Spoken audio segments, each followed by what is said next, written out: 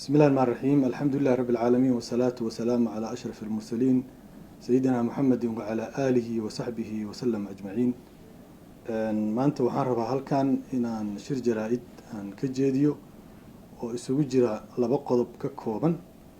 qodobka koowaad oo ah caddayn ama bayaanin, qodobka labaadna oo ah cambaareyn.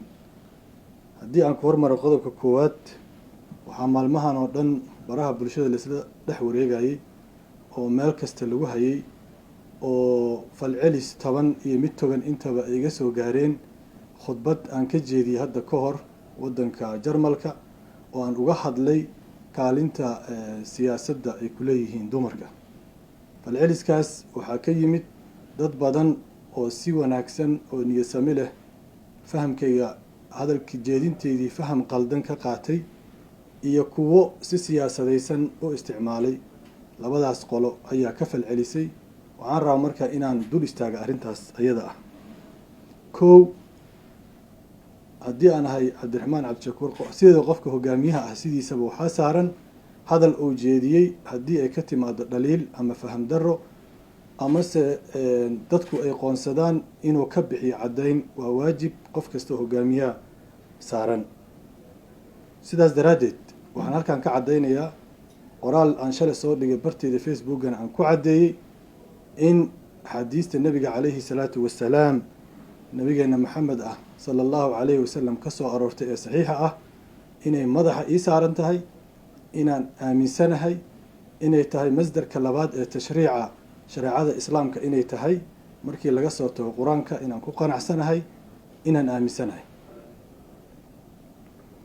labo, inuusan jirin xadiis mucayan ah oo saxiix ah ama xadiiska la isla dhex maray ee nabiga laga wariyey oo abi saciid alqudriy uu ka wariyey inaan aaminsanahay inuu yahay xadiis saxiix ah sidoo ugu soo arooray sunanta saxiixan aan u aaminsanahay yahayna xadiis saxiix ah oo aan aaminsanahay oo aanan wax dooda ama wax inkiraada ama wax murana ama wax shakiya oo iga jirin. laakiin khudbadeyda waxaan uga hadlay ay ahayd fahamka ama fasiraadda laga qaatay xadiiska oo la leeyahay dumarka caqligooda iyo diintooda ayaa nuqsaan ah. fasiraaddaasna aniga uguma horreynin, culamo badan oo islaamka ah ayaa u fasirtay siduu nebiga calayhi salaatu salaam ula jeeday oo ahayd inuusan marna nebiga u jeedin in uu gabdhaha muslimka ah ama dumarkaba guud ahaan inuu xaqiro diintooda iyo caqligooda. marka waxa anigu aan dhaliilayay ma ahayn jiritaanka xadiiska, ma ahayn xadiiska inuu sax yahay, waa fahamka ay ka bixiyaan culammada qaarkeed ayagoo ku abiyuus garaynaya ama ku takrifalaya ama raba inay afjigaan hoosna u dhigaan kaalinta dumarka ay ku leeyihiin bulshada guud ahaan iyo siyaasadda. waxaan kaloo sheegay inay jiraan xadiisyo boqolaal ah oo daciif ah oo qaarkood mawduuc yihiin oo qaarkood israa'iiliyaad yihiin oo lagu dafiro xaqiiqa dumarkan inay jiraan laba qof oo isku diidan inay jirto ma filayo. marka siday u caddaato arrintaas wax haba yaraatee mugdi igama jiro saxiixnimada xadiiskaas. waxaanse dooda ka keenay waa sida ma loo fasirayo iyo macnihiisa ee loogu awood sheeganayo ama loogu takrifarayo haweenkeenna muslimka ah. taas waa midda aan caddaynayo oo qof kasta oo arrintaas mugdi ka galay oo dadka Soomaaliyeed meel kasta ay joogaan, inta niyadda fiican iyo inta niyadda san, mowqifkaas waa mowqif cad, ku noqoshana ma laha, waana muuqataa. mowqifkaygana waan ka caddiyay arrintaas. waxaan u gudagelayaa qaybta cambaareynta. waxaan arkay baraha bulshada dad ka falceliyey arrinkaygii ama hadalkii la wareejiyey ee sida xun loo fasiray. dadkaas waxay isugu jiraan laba nooc, laba qolo oo culummo sheegata. culummo sidoodaba argagixiso ah oo aaminsan dadka muslimka dhiiggooda inuu bannaan yahay, in la gaalaysiiyo, in la dilo, taariikhdoodana ay caddahay, meelna ay taallo oo aysan mugdi ku jirin. kuwaas waxay igula dagaalsan yihiin, waa la yaqaanaa khudbooyinkayga iyo muxaadarooyinkayga iyo hadal jeedintayda inaan diinta iyo xadiista nebiga iyo aayadaha qur-aanka aan u isticmaalo qof soomaaliya mugdi uga jirto ma jirto, laakiin waxay diidan yihiin wejiga wanaagsan ee naxariista leh, ee turidda leh, ee dulqaadka leh, ee wada noolaashaha leh, ee samafalka leh, ee ixsaanka leh, ee islaamka uu leeyahay aan soo bandhigahay ugula dagaalsan yihiin. waa kooxaha argagixisada ee dalkeenna ka jira iyo dadka hogaamiya. kuwaas marka dadka Soomaaliyeed inay ogaadaan dagaalka aniga naga dhaxeeya inuu yahay dagaal ku wajahan diinta islaamka iyo fasiraadeeda. waxaa kaloo dagaal soo qaaday culimo ku jirta bayroolka dowladda oo mishaarka dowladda qaadata, oo dowladdu ay mishaar siiso, dowladdan ay usoo isticmaashay in kala aragti duwanaantii siyaasadeed ee aniga iyo ayaga naga dhaxeeyey inay usoo isticmaalaan culimadaasna waa la yaqaanaa meelahay degan yihiin, cidda biisha dowladda si u isticmaasho dadka Soomaaliyeed waa og yihiin, arrintaasna kama qarsana.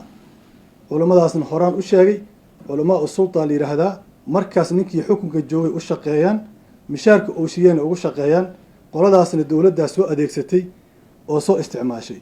marka isbahaysiga ka dhaxeeya culamaa sulta iyo culimada argagixisada iyo irhaabka, dagaalkaasna dhinacaas ayuu ka yimid oo laga soo qaaday.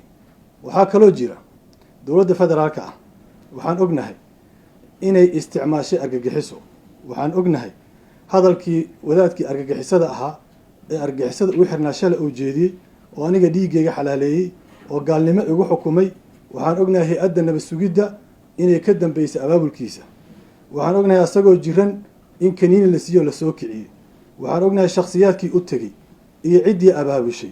waxaase ayaan darro ah dadkii shacabka Soomaaliyeed ay ku aamineen xukunka talada dalka, beesha caalamkana ay taageer siinaysay, inay maanta isticmaalayaan argagixisadii dadkan laysay, ay siinayaan mimbar iyo meelay uga khudbeeyaan oo nacaybkii iyo karaahiyadii iyo argagixisnimadii ay kasii wadaan, inay dowladeennii ka shaqaynayso. dad badan baa horey dowladda ugu tuhunsanaa inay argagixisada la shaqaysato oo ay gacan siiso oo ay siyaasadda u isticmaasho oo ay dad kasoo horjeeda u adeegsato. laakiin maanta dowladda waxay isku caddaysay inay argagixisadii ayada ay isticmaalayso, lacagteeda ku bixinayso, baraha bulshada howlwadeenadeeda iyo dadkii taageerayaasheeda ahayd kilibtii ninkii argagixisada ahaa wareejinayaan, oo loogu talagalay in lagu faafiyo messajkaas. oo dad badan oo ayaga kamid ah taageerayaashooda oo Yurub iyo North America jooga oo dimuqraadiyadaas iyo wanaaggaas ku nool iyo argagixisa la'aanta ah ay messajkaas faafinayaan. waan ognahay shakhsiyaadka hay-adda nabad sugidda ah ee wadaadka isku fikirka yihiin oo la yaqaano oo dadka Soomaaliyeedna u cad, iyo kuwa adeegsaday iyo kuwa isticmaalayba. waxaan la tiigsan doonaa sharciga Soomaaliya iyo sharciga caalamiga ah intaba. marka waxaan rabaa inaan mar kale ku celiyo inay dowladdeennii isticmaalayso argagixiso. dadkii dhagaysanaya waxaan ugu baaqayaa, u sheegayaa dagaalkaas igu wajahan inuu yahay dagaal ka yimid argagixiso iyo culimo u shaqaysa dowladda. anigu waxaan ahay nin ku jira tartanka siyaasadeed ee Soomaaliya, hogaamiye xisbi ah, ma ihi nin isla weyn, ma ihi nin kibir badan, ma ihi nin taladii loo soo jeediyo diidan. waxaan ahay nin diinta islaamka 25 sano ka badan barashadeeda ku jiray, ima haysa aqoon la-aan diineed. sidaasay tahayna anigu ma ihi haddii la yidhaahdo ittaqillaahu ninay qabanayso ciza, wa idaa qiila lahu ittaqillaha akhadathu lcizatu ku ilaah yiri ma ihi. ittaqillaha qof kastoo yidhaahdo oo muslim ah waan ka aqbalsanahay. ilaahay u toobakeen qofkii yidhaahda yaa ayuha aladiina aamanuu tuubuu ila llahi towbatan nasuuxana la yidhi. dadka mu'miniinta ilaahay weydiisa inay markasta toobo keenaan. nabigaa yidhi calayhi salaatu wasalaam maalintii waxaan toobo keenaa 100 jeer ka badan ee toobo keena. wax dhibaato iguma hayso inaan tawaaduco oo dadkayga aan usoo dego, laakiin dadkayga waa inay kala gartaan cidda aan isdirirsannahay oo argagixisaday culamaa sultada ah iyo dowladdiioo labadii soo isticmaashay oo waddo kasta ay doonayaan inay igu caburiyaan, sumcaddayda ku dilaan, ay igu dhaameej gareeyaan, ay dhibaato igu geystaan maraya. iyo inaan kala ogaano maaragtay xaqa iyo wanaagga iyo baadilka aan kala ogaano. waxaan ugu dambeyntii sheegayaa fadwadaas oo soo saaray wadaadkaas argagixisada ah, maadaama dowladda ay faasiliteed garaysay oo ayada ay fududaysay, wax diidaya ma laha inay berri soo abaabusho dilkayga aniga, iyadoo dhahaysana fadwada ninkaasaa lagu dilay sidii shalay dhacday oo wadaadkii suufiga ahaa kaalkacyo lagu dilay. fadwo ka timid culamaa sulta ayaa wadaadkaas lagu dilay. waxa dilayna shabaabay ahaayeen. shabaabka iyo kuwa meesha joogana waa isla shaqeeyaan. mas-uuliyadda dowladda ayadaa qaadaysa, ayadaana ka mas-uula wixii dhib soo gaaraa hoggaanka xisbiga wadajir iyo aniga shakhsiyan. wasalaamu calaykum waraxmat ullaahi wabarakaatu.